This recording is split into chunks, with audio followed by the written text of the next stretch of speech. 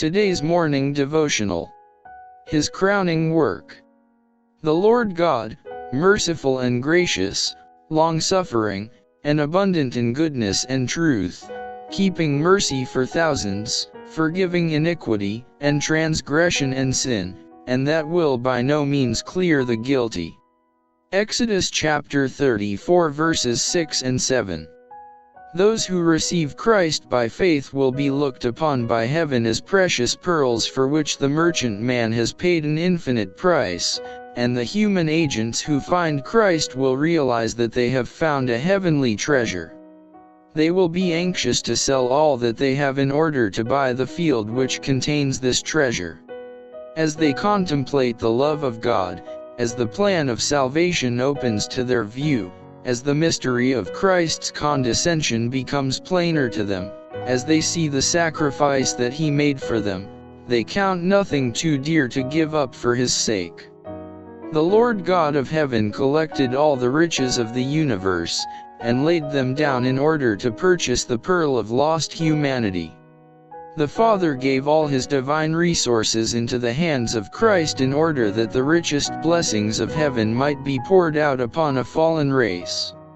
God could not express greater love than He has expressed in giving the Son of His bosom to this world.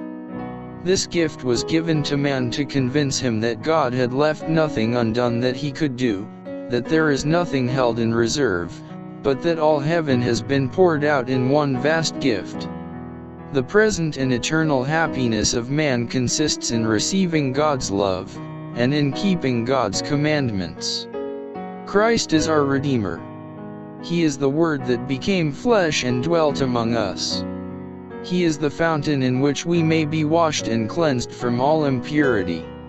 He is the costly sacrifice that has been given for the reconciliation of man. The universe of heaven, the worlds unfallen, the fallen world, and the confederacy of evil cannot say that God could do more for the salvation of man than He has done. Never can His gift be surpassed, never can He display a richer depth of love. Calvary represents His crowning work. It is man's part to respond to His great love, by appropriating the great salvation the blessing of the Lord has made it possible for man to obtain. We are to show our appreciation of the wonderful gift of God by becoming partakers of the divine nature, having escaped the corruption that is in the world through lust. We are to show our gratitude to God by becoming a co-worker with Jesus Christ, by representing His character to the world.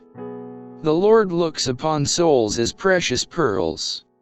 As they lift Christ up, their eyes are anointed so that they can distinguish the relationship of Christ to the human family. They become wise, and in meekness and lowliness, as opportunity opens, they present to tried and tempted souls the sublime reality of the saving grace of God.